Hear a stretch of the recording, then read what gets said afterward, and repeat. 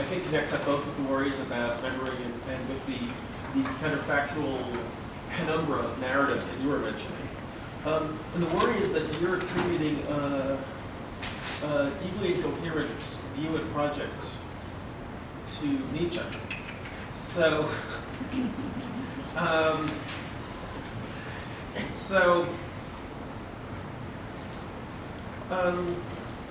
on the one hand, there's a requirement, which is that you provide an interpretation of your life, and it's all of it, right? You don't get to say, well, I had a bad year, so I'm just going to excise that. But Dad had a good year, so I'm just going to include that, right? But on the other hand, you're attributing to Nietzsche a view on which people, along with everything else, are maximally modally brittle, right? You couldn't have been other than you are. Now, because there's no contrast between your essential features and your accidental features. They're all essential. Well, there's just a pattern. Now, this contrast between essential and accidental features is originally introduced, as you know, by Aristotle, as a way of solving a bunch of problems that were intellectual emergencies in ancient Greece. Here's the diachronic version of one of them. There has to be not merely a verbal difference between dying and being replaced by a corpse and growing up into a corpse. And there's a synchronic version, right? There has to be a place where you stop. And the content of that in Aristotle is given by this contrast between they're the features where if you lose them, you die. You're not there anymore. You're getting rid of the this modal distinction, and so all there is a pattern, and I think there's no principled way to draw, the pattern, it goes out as far as you care to see it extend. So there's no real requirement to impose. The requirement being what? That you account for all of your life. That requires there to be a place where your life stops. And not merely by courtesy. Not merely by? By courtesy. But the way we might say, well, there's a time when you die, right. But it's merely by courtesy that we say that you stop then and don't just graduate into being a corpse.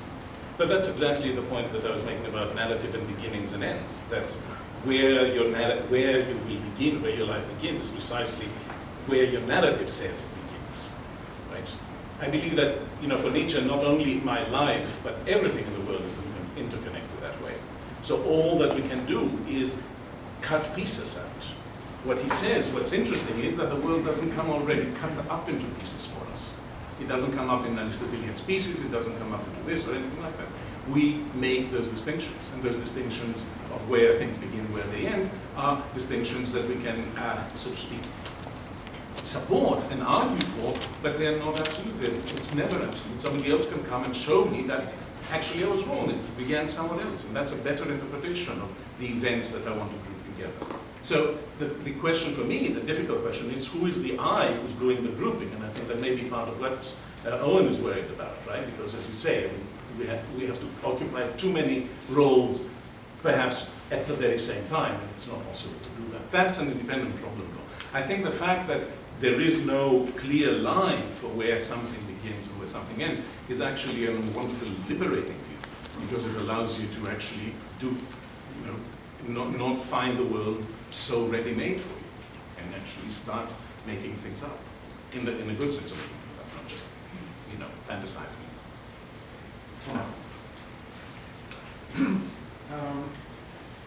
I would like to say just to make two comments. One comment relates, in fact, related to what you just said about who I am. What about this situation? I mean, my own narrative is that I'm generous, modest, courageous. I was always courageous. I did not talk about self-deception, however. Exactly. So that's it. Well, in fact, I was a selfish, vain, cowardly person, and everybody knows that. And so, in a way, if you want to think about self-reflection, you want to check out what other people think about. Absolutely. It is part of it, so it's nice if it's included in it. Yes. Because this is what is missing in Paul Ricoeur's notion of a narrative identity. And it's a beautiful construction, but this possibility of self-deception and changing the story every 5 years, which is so nicely done in Europe, is completely absent because people just justify themselves very often in this, is this self-deceptive identity my identity?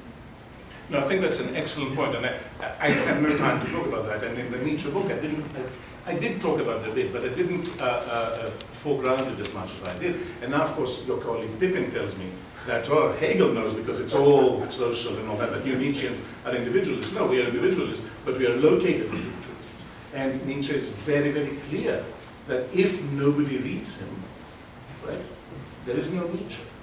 So he knows about that, and you know, his famous claim, some are born posthumously, has to do precisely with, I will find my audience, or whatever. So no, I think you're absolutely right. You know, as you're saying, you know, if we repeat things often enough, they become truths, right, to ourselves.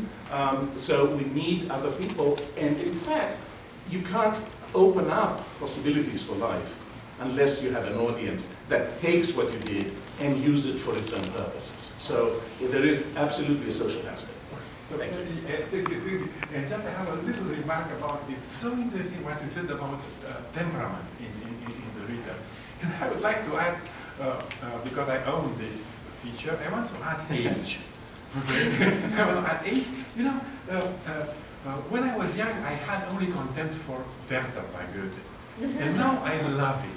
Okay? When I was young, the old curiosity shop by Dickens seemed to me really bad. I love it. I love everything which is sentimental, and I have a deep admiration for kitsch. And I try to tell my students, do not be afraid of kitsch. If you like it, listen to your heart. David Hume is very good on that, by the way, right? He says at 20, a boy wants Ovid, at 40, Virgil, at 60, Tacitus. Well, I mean, I agree that age and also familiarity and repetition, too, because presumably you did read Werther when you were younger in order to not... Right. So there's two different things in there. There's you changing, and there's also the repetition of the reading, so you're returning to something that is in some way familiar, even though those are two different problems. But I'm interested in narrative empathy, and there's been some recent studies of real-life empathy, not to do with narrative, that say that people like me, middle-aged women, are the most empathetic of the entire human population. So it's so great to be a middle-aged woman. But clearly there are differences that are developmental, and developmental doesn't stop with the adolescent. It goes all the way. And so I definitely agree with that insight. Thank you very much for pointing at Aristotle and also at Ricoeur, because that would have been one of my points. And of course, Plato might seem an exceptionally blunt guy when he says children shouldn't listen to poetry because it's spoiled by character. But the point I was actually making goes to Schacter's, Schacter, I hope I pronounced your name correctly. This self-conception between past and future, that is a concept I think we find already with people like St. Augustine, and we surely find it in the way that you described in the studies with someone like Rousseau. I've read a study where someone actually checked on the understanding of vocabulary and languages with people, and how they actually react to languages that they had never heard before. And it's interesting that they come up with a high attention at the beginning, and as soon as they realize that they have no memory about the language, they drop to dead. Nobody has ever spoken to them.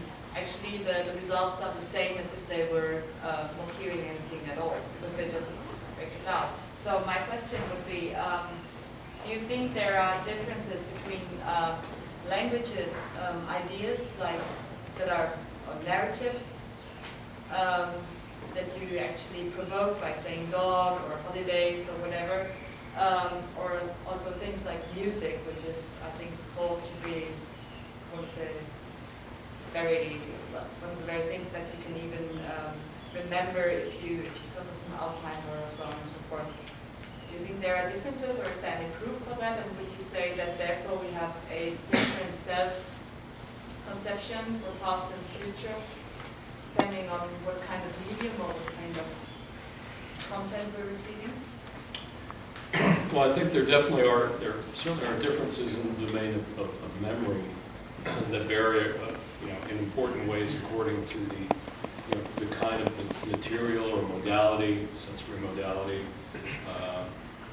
Music being one example, and we know both from cognitive studies and brain imaging studies that when you're remembering, let's say, verbal information versus musical information, auditory information, there are clearly differences, and brain damage to certain regions can selectively affect different modalities of memory. So lesions of, let's say, in the left hemisphere and the left temporal lobe will produce more selective deficits in verbal memory because the right hemisphere, certain parts of the right hemisphere going to musical and other kinds of nonverbal information. So there's certainly a lot of evidence for those differences that are very important.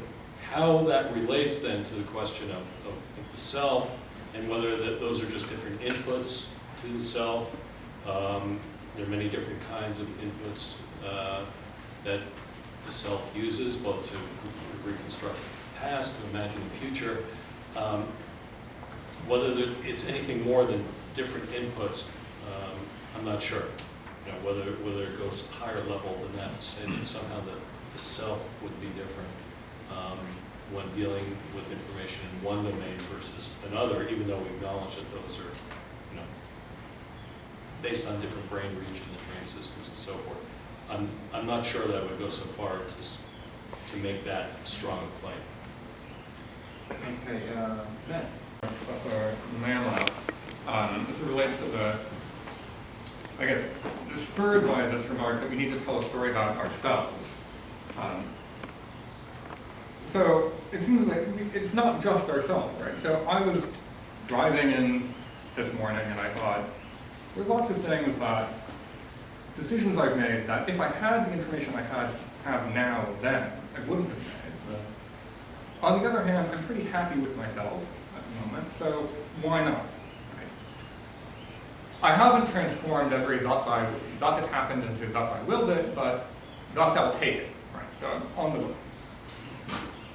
But there's also a familiar kind of incoherent thought, something like, I wonder what my life would have been if my father, rather than going to med school, had pursued his dream of being an actor.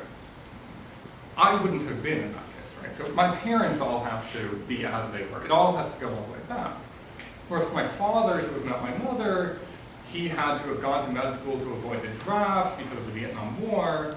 For my mother to have been where she was, her father had to have left Germany in the 30s for reasons we can imagine. Her grandparents had to leave Russia to avoid pogroms. I mean, I have a pretty high opinion of myself.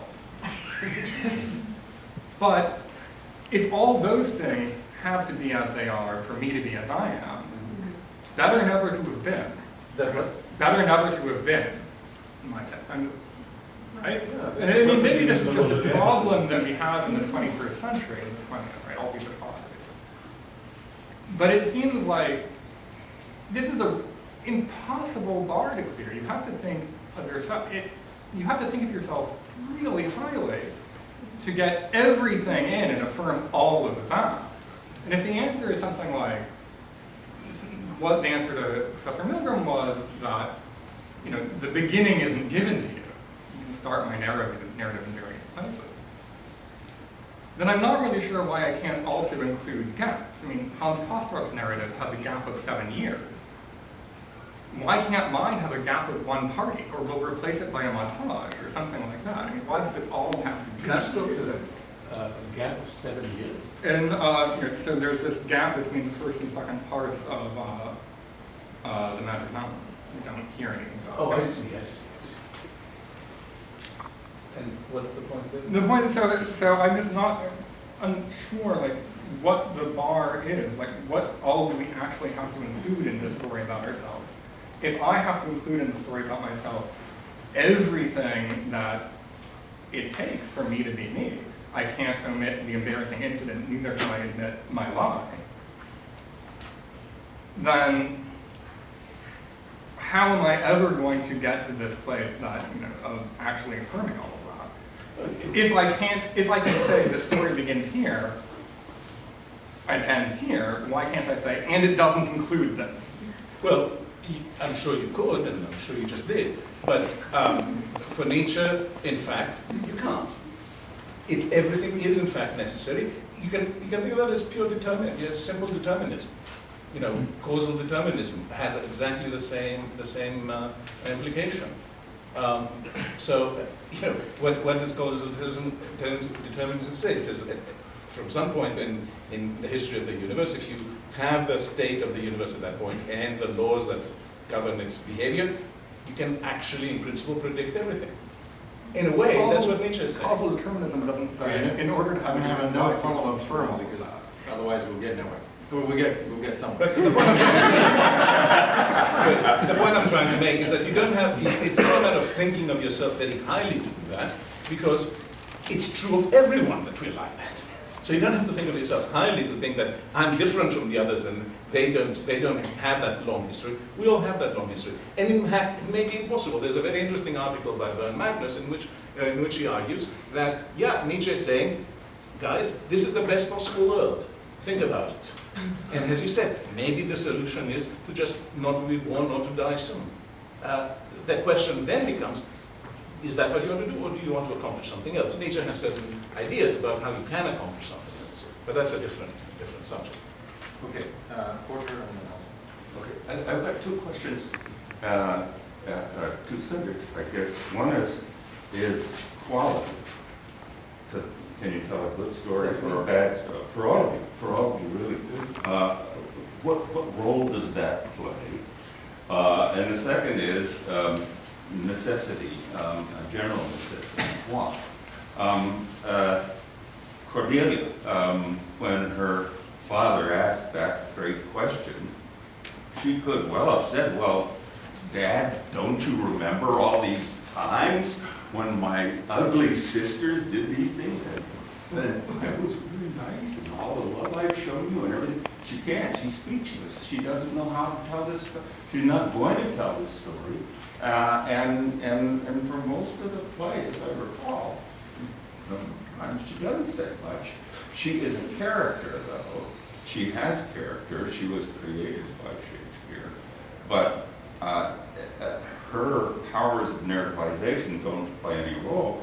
And Professor Schacter, people who have more of that blob where the imagination comes into play in constructing memory, do they have livelier lives? I mean, they can create richer, fuller memories. So where does this fall in the scale of values? I'm just not the last example here. I'm finishing a book on L. Ron Hubbard on Scientology. We're going clear now. I don't want to offend any people in the audience here, and people separate this from the faith.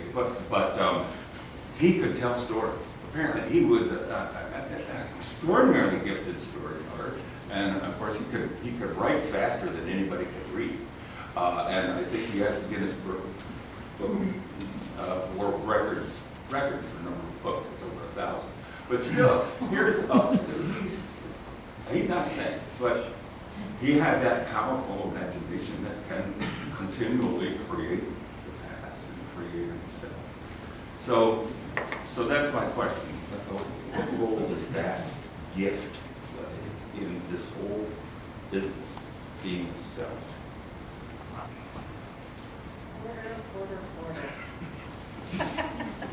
Okay, well, I'll tackle value and say that my provocation is to say that we don't know anything about legitimate construction of value if we only ever ask questions about narrative form, the responses to technique, and particular texts inside the constraints of a preconceived canon and a preconceived set of reading practices and an educational context which already has its virtues established.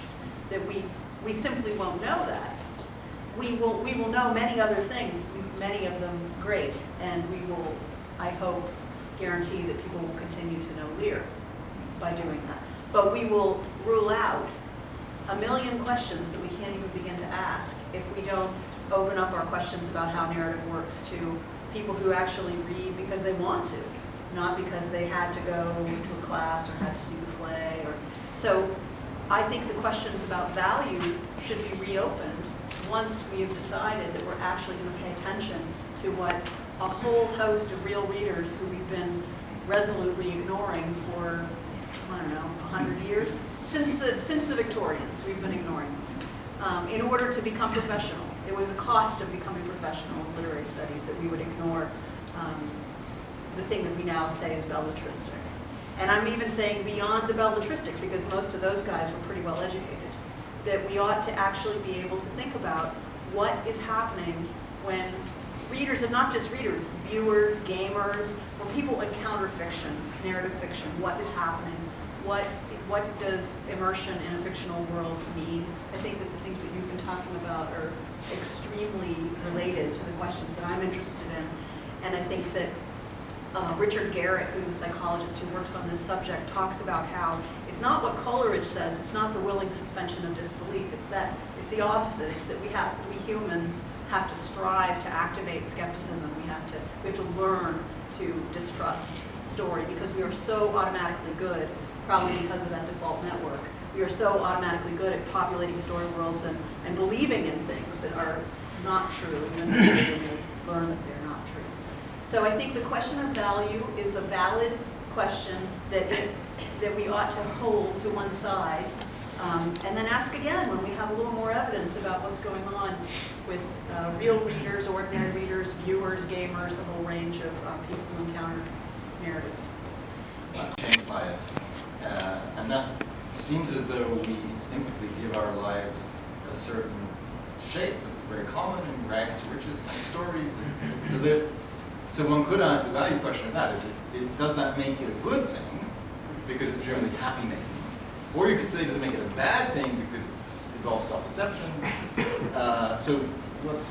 Well, I mean, there have been a number of psychologists who are interested in that. For example, some of the phenomena that one would put under the general rubric of retrospective bias and self-enhancing illusions. I gave you one example of that. It was discussed about 20 years ago in a really good book, a great book by Shelley Taylor called Positive Illusions. And she was really pointing out the ways in which a lot of these things are adaptive and do result in positive outcomes for people. There's a reason why we do this. Of course, there's going to be a point at which when one takes us into the domain of significant self-deception, it can be counterproductive. But certainly, at least some of this kind of activity does have measurable positive consequences. I want to get back to the other point about narrative is good and bad, and what's a good narrative and what's a bad narrative. And I think that the answer to that, like many questions, it depends. So, for example, in some of the work I was alluding to, where we see these striking commonalities between when people remember their past and imagine their future. We've done some studies with aging, for example. And if I give you a word or some other cue, and I ask you to remember a past event, imagine a future event, I can have you talk about those events for a few minutes, record them, and then try to score them. And one way in which you can score the protocols for an event from the past and the future that we've done is try to break down the details that people provide into what we might call episodic details: who was there, what happened, where did it happen, when did it happen, and semantic details, which would be more like factual information, commentary, things of this nature. When you do that kind of experiment and you compare older adults, people in their 70s versus younger adults, 20s and 30s, what you find is that the older adults tend to remember fewer episodic details and produce more semantic details, both when they're remembering the past and imagining the future. It's another one of these parallels. So from the point of view of episodic memory and episodic simulation of the future, one might say, well, boy, the older adults have a deficit here, right? They don't remember as much of the who, what, when, where, and when they imagine, they don't imagine as much who, what, when, where detail. So you might say, well, that's a deficit and it's a worse narrative. Yet, if you ask people to read these narratives, you're probably not, we haven't done this formally, but just from looking at them, it's like, yeah, what the older adults talk about is a little more engaging. It's, there's more reflection, there's more commentary. So is it a worse narrative? Is it a better? Well, it depends on, what you're measuring, and what the standard is. And I think that general point applies more broadly. This actually sounds like a very, that's a good time to bring you in.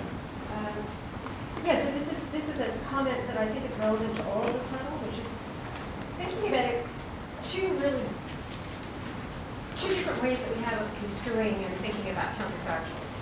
So if we think about just a causal sequence, forget about whether it's a narrative. It doesn't have to have anything to do with people, it's just really a description of a bunch of billiard balls.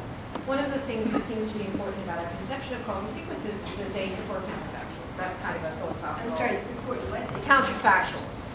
So that's kind of a philosophical cliche. So the idea is if I think that X causes Y, then what I think is if X hadn't happened, then Y wouldn't have happened. Or if I think that there's a causal relationship between, the billiard ball hitting the first one and then the next one coming along, what I think is, well, if it had been otherwise, if the second one had skewed out of the way, then the third one wouldn't have moved and so forth. So it seems quite standard when we're thinking about causal sequences, independently of our relationship to them, they support counterfactuals in this kind of way. And that's a kind of argument against a very strict form of causal determinism, because you'd say, no, it's not that every single detail had to be exactly the same way. It's that if this story about the world, say this scientific theory about the world is true, then there's some set of counterfactuals that could have taken place and other sets of counterfactuals that would not have taken place. That's a typical way of thinking about science. Okay. So that's one way of thinking about counterfactuals.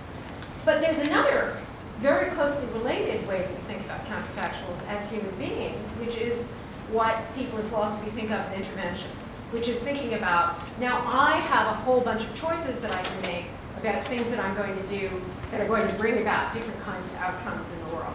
So from my perspective as a planning, goal-directed agent, it's very important for me to be able to think about, here's all the different causal alternatives that there could be, and then I can actually decide which one of those causal alternatives I'm going to bring about. And I think you could make an argument that the kind of cognitive structure we have is quite similar in both of those cases, that in both those cases we're thinking about causal relationships and counterfactuals from them. But there's a kind of extra juice when we're thinking about interventions. So if we're thinking about, here's the counterfactuals that I could actually bring about in the world, then the fact that it's me bringing them about becomes important, as opposed to just these are possible things that could happen in the world. And there's sort of temporal asymmetries, right? Because I'm thinking about the goals that I could actually bring about in the future. So if you're thinking about the shape of a life, for example, it's interesting that if you told a story in which someone has a terrible life with lots of obstacles and then they overcome them and are happy later on, that's a completely different story than a story where they're very happy and have a wonderful childhood and then everything goes wrong and they end up miserable in a ditch. Even though if you counted up the whole life, the amount of happiness and the amount of misery would actually be equivalent. You feel like, okay, the first one is a good life and the second one is a failure or a tragic life, right? And I think that's because when we're thinking about counterfactuals from this perspective of intervening, they have these kind of two things. They have this temporal asymmetry, and then they have this personal relationship to us. So it doesn't count if somebody else goes and brings about the outcome. And I think some of that, the fact that we see this parallel between our individual planning and then our episodic memory, and also that narratives that are about us have this kind of special quality that isn't just that somehow reflects but isn't just the same as when we're, say, talking about a causal sequence. But there's something that's significant about that. Diagnostic about these personal narratives, or imagining these personal counterfactual situations when you're projecting into the future. That distinguishes that kind of activity from just more broadly, let's say, counterfactual reasons, or thinking about different ways in which non-self and non-personal situations could turn out. Because, for example, in these brain imaging experiments, a lot of what one worries about is what are the control conditions? Now, we don't want to bog down a conceptually interesting discussion into control conditions in experiments, but that's really a lot of what it comes down to. What are we trying to control for? So when we show pictures of the default network activating, it's always compared to something else, and so the question then the kinds of control conditions that we have used are just imagine 3 objects in a configuration, or generate a sentence from these words, and then compared to those conditions, you get these regions coming on. Well, if you move closer and closer to kind of counterfactual reasoning that's of a non-personal nature, there's thinking of alternative possibilities in a non-personal domain. To what extent does that engage these brain regions? Do you know? Well, that's what we're trying. That's some of the work we're literally in the process of doing, to try to move closer and figure out what is it that's unique. What does it really mean to talk about projecting yourself into the past and the future? But what are you doing there that you're not doing in some of these other situations? Or, again, are we talking about pretty much the same processes that go on when someone is reading a book and projecting what's going on in the lives of these other characters that are not them, but you're drawing on a lot of the same, recombining bits and pieces of information to generate counterfactual scenarios?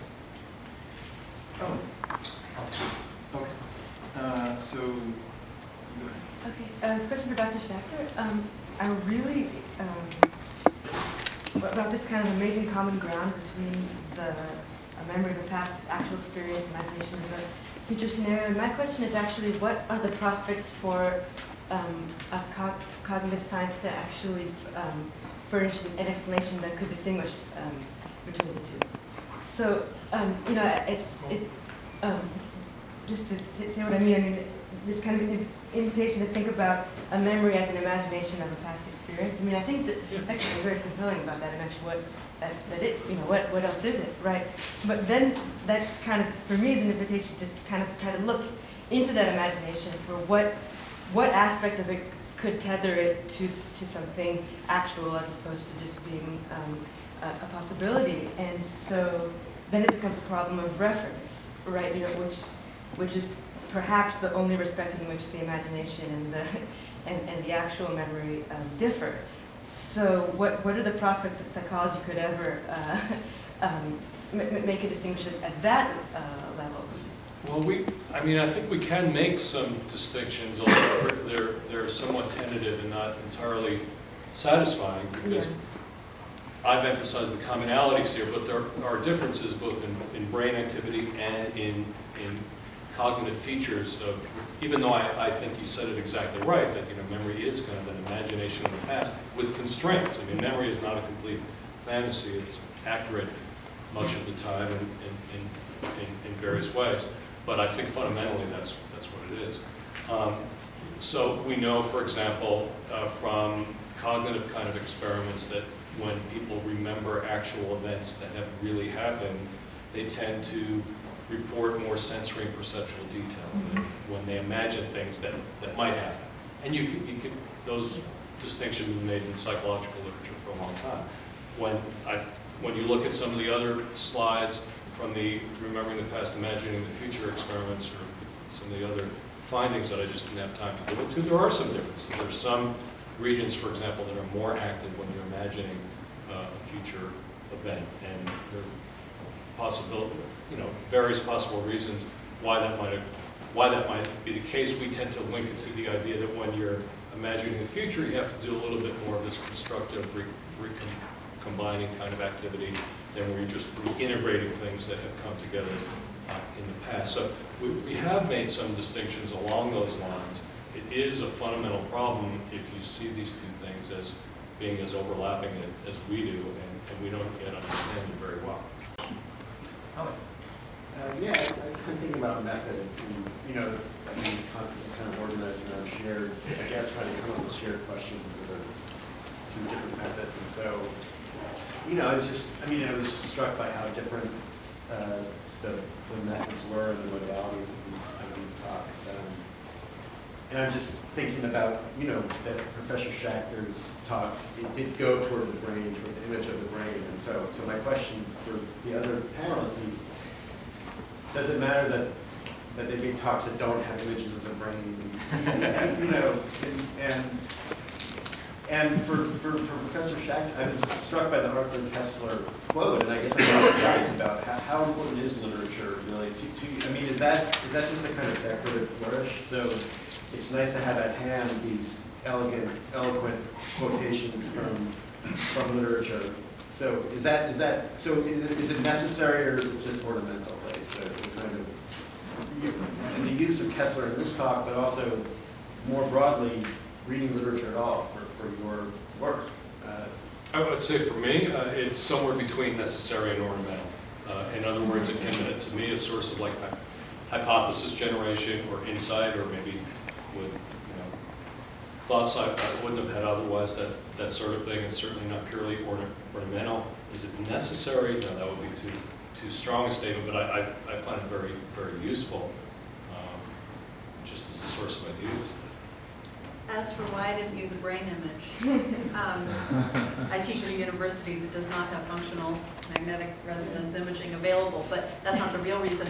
The real reason I is guess that... the signal should be why you don't need to. Yeah, well, the real reason is that there's a wonderful study that came out a couple of years ago about what happens when a person presents an argument that has colorful brain images in it. And assuming that the people looking at the image are not themselves expert in the exact neuroscience that's being described, we credulous humans will be persuaded by the argument that is decorated right now. I mean, I'm sure this is a culturally specific phenomenon, but right now the colorful brain image is a sort of amazing way of sort of juicing your argument so that people will like, oh, yes. She said amygdala. There it is. Yeah, I noticed that. Yeah, so I do use the word, but I didn't show you the colorful, image of the amygdala.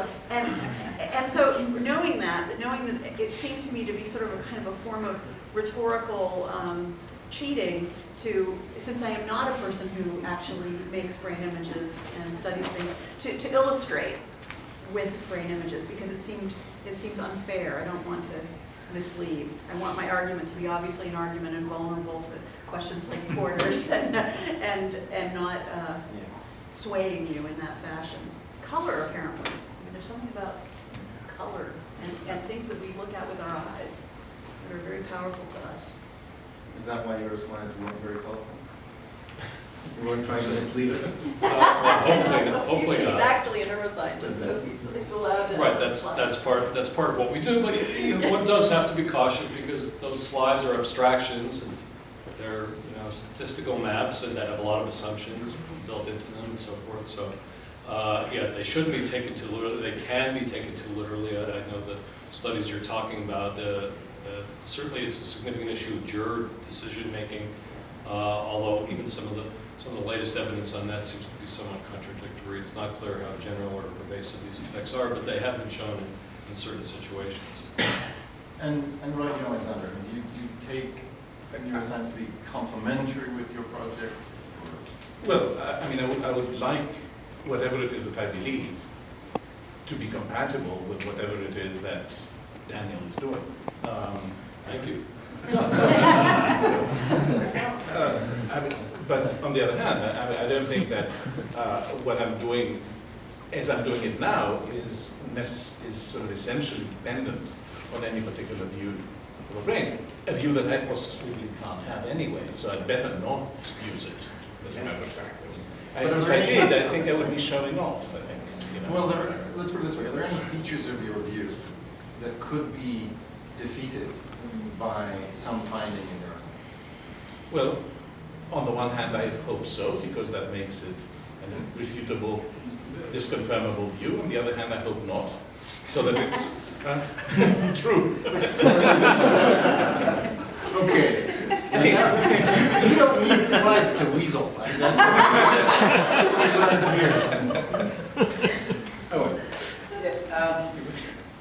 I passed the first time around, because, well, the audience has been wonderful. I didn't want to take up time with an ill-formed question, but I'll now ask my ill-formed question. I was very interested and excited by what Suzanne said about temperament, because I always thought, I mean, William James is the last sort of philosopher psychologist who talks a lot about it, and its effect on things like character and life and our attitude towards life. So it does seem important and relevant for things like, forget about literature, just about,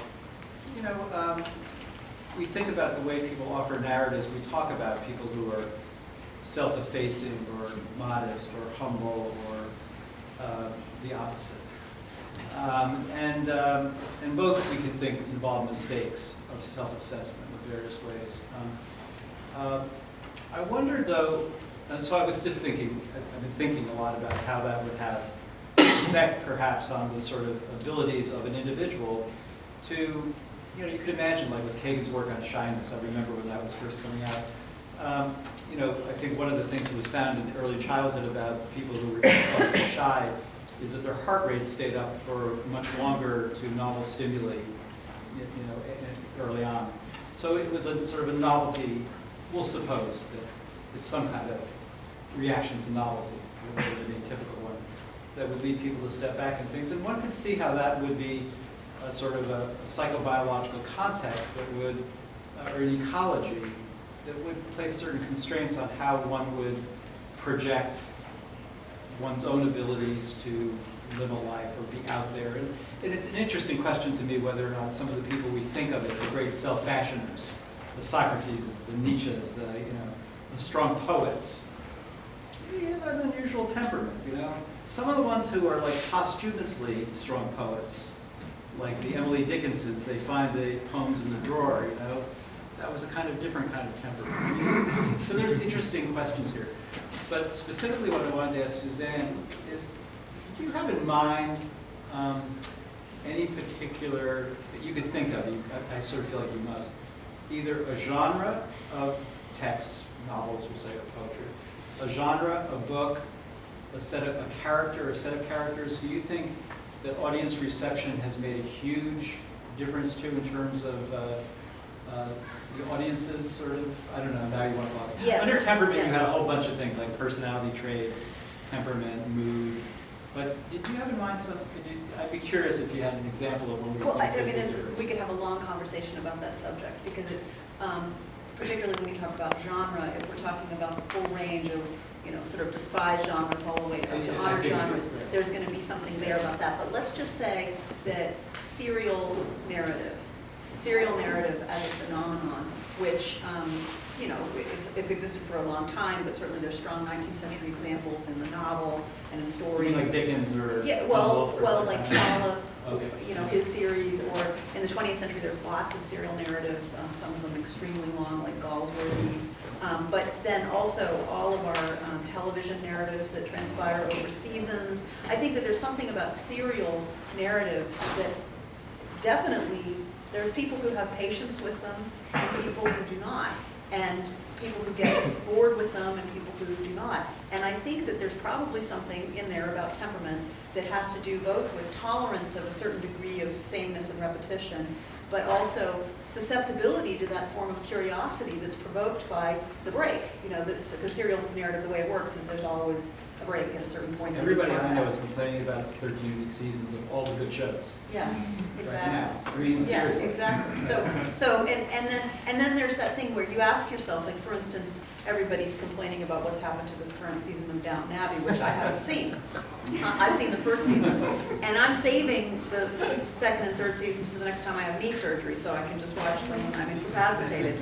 But the way that people are responding to the third season of Downton Abbey is making me feel that I don't actually want to see it at all. And so I think that, and there are many, many instances from literary history, including the famous example where Trollope goes home from his club and kills a character because he hears people in his club complaining about the Mr. Prouty, as it happens. There are many examples where people's kind of naive folk responses to characters as persons actually did have, especially in serial narratives, have an impact on the way that the story actually was shaped.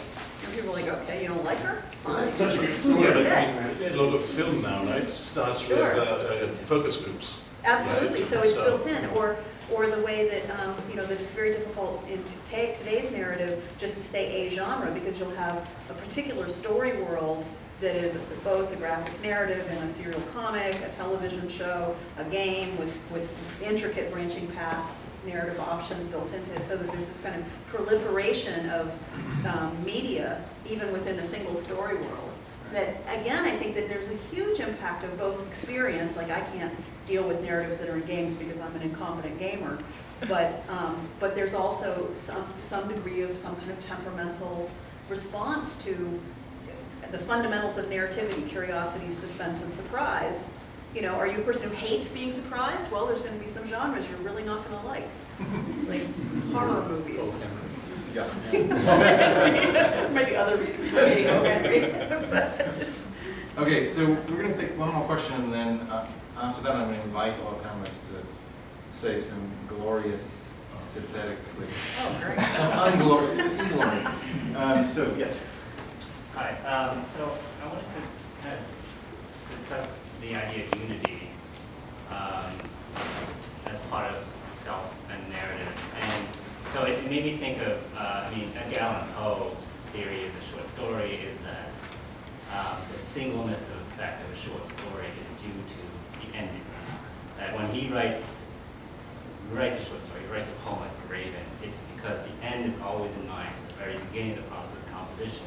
That is what gives it unity. And a lot of narrative theories talk about closure being absolutely crucial to giving a sense of unity. Now, when I was watching Dr. Schacter's presentation, I couldn't help but be struck, as Professor Landy was, by those bars, the bar graphs of self-assessment over time, which just has this beautiful teleology to it, leading to the present self and how I'm the best self ever. And I guess one minor question I have is about, has it been asked that the present person, okay, in 20 years, what's your assessment of what you would be like in 20 years? Does the bar keep on going up? Does the teleology continue that way? And I guess so the larger question behind that is, can we identify what the temporal horizon or the nature of closure is for a certain narrative? Is it actually in the present, like the present self, where that everything in the Nietzsche view as well, that all these things came together to make me who I am right now, and isn't that possible? Oh, I'm the best self I am right now. That the unity and the closure of that narrative centers around the present self, instead of what could be taken as the natural end of a life narrative is death, or something else. There's a very interesting study done by my colleague Dan Gilbert and a couple of his colleagues that just came out maybe a month ago, 2 months ago in Science. They call it the end of history illusion. And consistent with everything you're saying, basically their point is that people tend to think that whatever I am now, I've climbed the mountain and I'm there and I won't change from here. Even though much of the evidence, some of which I presented, and there's a lot of evidence suggests that we do change or we think we've changed. But I think that's consistent with your general characterization. One way of looking at some of those data on retrospective bias, which is, I was terrible then, but now I've gotten to this point where I am the person I want to be, and I'm not going to change anymore, even though you look at the overall pattern, and that process sort of continues to play out. So, I think I think it's part of some of the same dynamics that produce the deprecation of the past self, lead you in thinking of what we feel your present self is, to think that it's, why change anymore? And that's your view of Nietzsche's view. It's something like that, but I wanted to say something else here. It's, for example, we're talking about serial narratives and all that. There's a big difference between Starsky and Hutch, on the one hand. and Hill Street Blues. Well, let's do some serious research now. Starsky and Hutch and all the traditional evening drama, right, is a picaresque. You have usually two people, one is a boss, the other is a little under, and they get into the same situation. Okay, I mean, there's always a difference, that happens again and again and again. That in some way doesn't matter when it ends. Right?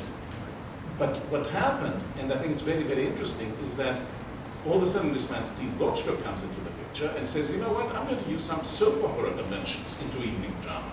And I'm going to have not the same plot going on, I have different plots going on at the same time. And then all of a sudden you have a need to end it. Right? So all of a sudden, TV shows, of course Dallas was the first one, right, with JR and all that. But now you have a real serious issue about how do you end a TV show. And different tracks are taken in each and every case. And it becomes absolutely essential. So now everybody's, remember what happened when The Sopranos was going to end, right? I mean, everybody was waiting to see how that thing was going to end. Or when some Elsewhere ended, the last episode contained references to the ends of 4 other television shows to show you that really an end, or whatever. So there is a kind of need, it seems to me, for closure. Now, some people have attacked. Catherine Belsey attacked the need for closure in the realist novel. Remember that book?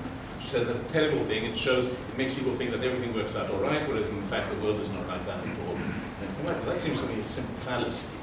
That because the representation is like that, the world has to be like that as well. It's a fallacy to think that and to engage in it and actually believe that isn't what happened. But there is, it seems to me, a deep need that we have for putting things together. Tomorrow morning, Lige will tell us that it's better not to put things together. Not to be completely disorganized, but do it in short spurts or whatever. I can't see that. I mean, I think that if you can take the 2 spurts and turn them into one thing, it's better. Now, Porter is infinitely more expert than I am on the subject of closure and on resistance to closure. So I'm not going to say a lot, because if you can ask this fellow over here, because he really knows a lot about that. But I think there are tastes, and that goes back to temperament. So that, for instance, my husband, wonderful man, historian, he really likes things to have a nice end. And so, I don't know if any of you ever seen the movie Limbo, where you absolutely do not know, the movie, do they all die, do they escape? Hates it. The test for any future movie that we might ever go to, is it going to be like Limbo?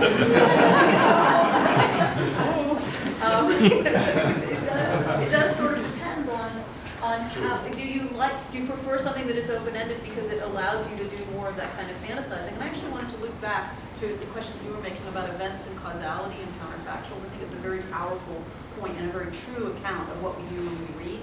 Because I think that one of the things that happens paradoxically is that when we strongly identify with the character, so this is something I'm interested in because I'm interested in narrative empathy, so that extremely strong form of following a character really almost to the exclusion of other narrative information in the text, which you could think of as a very naive form of reading when you're doing it, that you might think that kind of reading lent itself to greater accuracy in remembering, and sort of constructing a memory of the story world. But I think it's the opposite.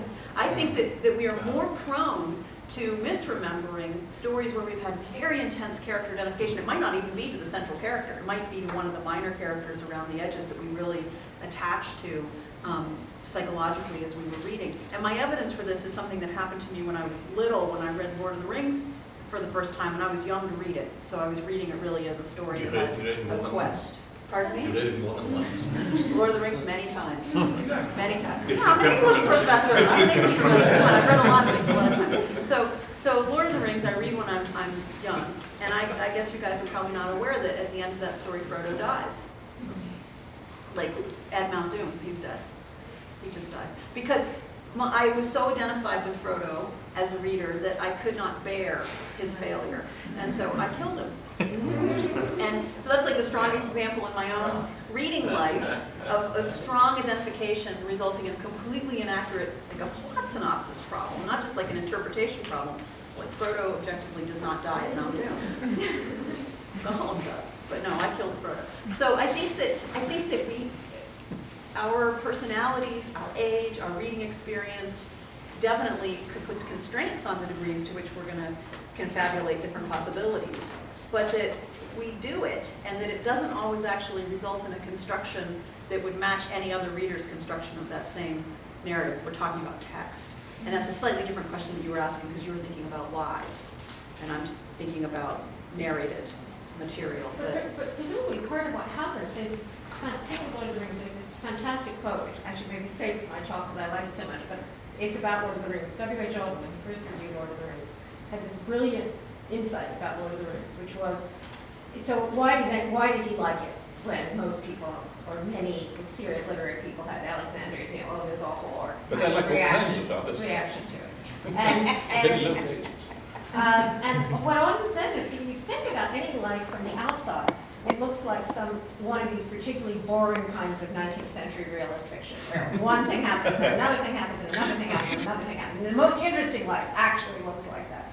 But if you think about any life from the inside, from this perspective of interventions, where you're considering a bunch of possibilities, and you have to bring about the possibilities, and there are things that you have to do, and obstacles that you have to take.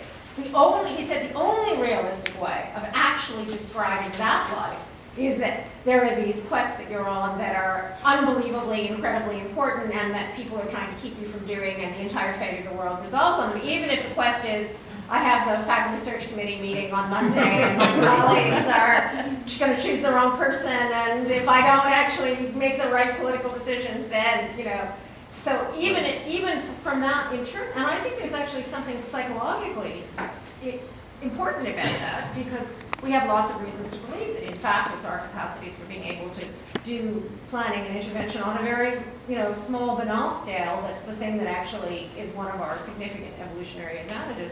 But to do that, you have to have this vision of incredibly loaded goals and incredibly loaded alternatives. And I think one of the things that happens when you read something, especially something like Lord of the Rings, when you identify, as you used to say, as a child with a character, is having that experience of the world of possible goals and actions opening up before you. And the fact that the writer decides on just one of those is sort of irrelevant. What is really happening is that you're experiencing what that range of goals and possibilities is from the perspective of that. The great thing about that I'll give it to you, although maybe it was Auden too, is that that's why Frodo succeeds, is because Sauron underestimates. He can't even really recognize hobbits as agents. Yeah. He barely recognizes that they're a species, and to imagine that somebody as humble and insignificant as a hobbit could actually destroy the ring is like wonderful. This is relevant to an empirical question, so here's where methods could actually be relevant. So Dan, in your experiments, if you ask someone to just imagine the future as in, imagine what will happen in, 2030, where there isn't any element of their planning involved, so just imagine where you will be in 2030, as opposed to imagine the things that you would do to get to the place you're going to be in 2030. Do you get? Yeah, I mean, we've done things a little bit like that, not exactly that, but basically, the further out you go into the future, the more sketchy and less detailed it becomes. And we know that some of what drives the effects we see have to do with the amount of detail in your memory or imagination. So you do see some differences that basically reflect the presence of lessening detail when you get further out into the personal future. There's also work on some work bringing in, imagine something happening in a place you've never been, on the moon or in the jungle or things of that nature. And then actually that turns out to be useful in picking apart components of that default network, so parts of it that are associated with place and context representation kind of drop out when you're imagining things in unfamiliar context. So I don't know that all that exactly answers your question. Do you think there would be We're getting toward the end of our time. Let's, concluding words, we'll go in reverse order. Alexander. I don't have anything. That's it.